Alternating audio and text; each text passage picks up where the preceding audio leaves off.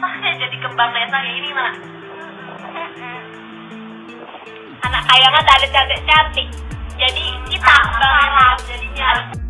Seorang mahasiswi kuliah kerja nyata Universitas Mataram diusir warga desa imbas ucapan yang viral di media sosial. Peristiwa ini tepatnya terjadi di Desa Kayangan, Kecamatan Kayangan, Kabupaten Lombok Utara, Nusa Tenggara Barat.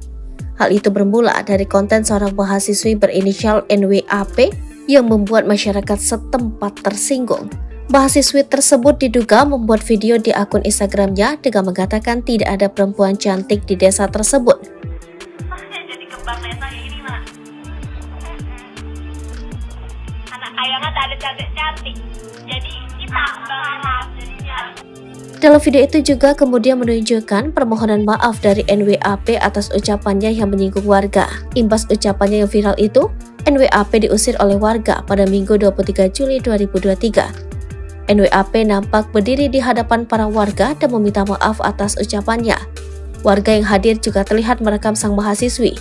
Kemudian, NWAP digiring masuk ke dalam mobil putih diiringi dengan sorakan dari para warga yang hadir. Menurut Kasat Reskrim Lombok Utara AKP Imade Sukadana, warga desa Kayangan merasa tersinggung dengan ucapan mahasiswi tersebut. Menyusul perbuatan NWAP, aparat setempat lantas telah menggelar mediasi. Ketika mediasi itu, NWAP telah menyampaikan permohonan maafnya. Kini mahasiswi tersebut sudah tidak melaksanakan KKN lagi di Desa Kayangan. Ia telah dijemput pulang oleh keluarganya. Meski demikian, mahasiswi lain yang tidak terlibat dalam konten milik NWAP tidak ikut dipulangkan. Yang pulang hanya membuat konten itu. Dia dijemput keluarganya langsung semalam. Ini untuk menjaga ketertiban di masyarakat, kata Sukadana.